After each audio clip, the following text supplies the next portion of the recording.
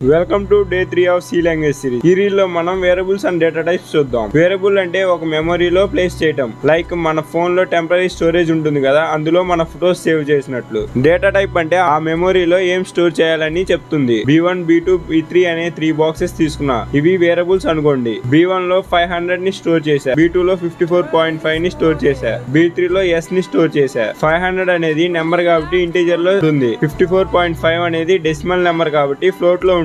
S అనేది character కాబట్టి క్యార్ లో రిప్రజెంట్ చేస్తాం. ఇంటర్నెట్ డేటా టైప్ లో B1 అనే వేరియబుల్ కి 500 ని అసైన్ చేస్తున్నాం. ఫోటో అనే డేటా టైప్ లో B2 వేరియబుల్ ని 54.5 ని అసైన్ చేస్తున్నాం. క్యారెక్టర్ డేటా టైప్ లో B3 వేరియబుల్ లో S ని అసైన్ చేస్తున్నాం.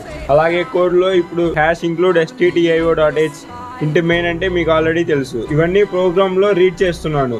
రీడ్ చేస్తే సరిపోదు కదా, ప్రింట్ చేయాలి కదా. అలాగే printf లో %d అంటే ఇంటీజర్ ని అసైన్ చేస్తుంది. B1 ఎందుకు ఇచ్చాయంటే B1 అనే వేరియబుల్ లో ఏదైతే మనం డేటా ఇచ్చామో ఆ డేటా అంటే అవడానికి. అలాగే printf %f అంటే ఫ్లోట్ కి అసైన్ చేస్తుంది. అలాగే B2 అంటే B2 అనే వేరియబుల్ లో ఏదైతే ఉందో అది ప్రింట్ అవుతుంది. printf %c అంటే %c క్యారెక్టర్ ని అసైన్ చేస్తుంది. B3 అనే వేరియబుల్ లో సింగిల్ క్యారెక్టర్ ఉంది కాబట్టి అది ప్రింట్ అవుతుంది. అలాగే రిటర్న్ 0 అంటే మీకు తెలుసు ఆల్రెడీ. ఒకసారి కోడ్ ని కంపైల్ చేసి చూద్దాం. చెప్పే కదా, వేరియబుల్స్ లో ఏవైతే మనం డేటా ఇస్తామో అవే ప్రింట్ అవుతాయి.